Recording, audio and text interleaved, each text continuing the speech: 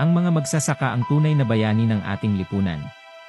Sa pamamagitan ng kanilang sipag, tiyaga, at pagmamahal sa kalikasan, sila ang nagtataguyod ng ating pagkain at nagbibigay buhay sa ating mga tahanan.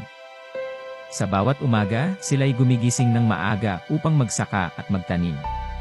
Hindi sila nawawalan ng pag-asa kahit sa hirap ng trabaho at mga hamon na kanilang kinakaharap. Ang mga magsasaka ay mga mandirigmang walang takot sa pagpapagal at sakripisyo para sa ikabubuti ng buong komunidad. Sa mundong moderno, kung saan ang teknolohiya at industriya ang nabibigyang pansin, hindi dapat natin kalimutan ang mahalagang papel na ginagampanan ng mga magsasaka. Sila ang nagtataguyod ng ating pagkaing likas, malinis, at sariwa. Kaya't sa lahat ng mga magsasaka, patuloy niyong ipagpatuloy ang inyong dakilang gawain. Ang inyong mga kamay ang nagbibigay buhay sa ating mga sakahan.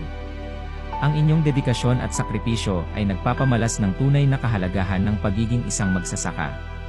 Hindi hadlang ang mga pagsubok at kahirapan. Sa bawat tanim na inyong itinatanim, kayo'y nag-aambag ng pag-asa at kasaganahan sa ating lipunan.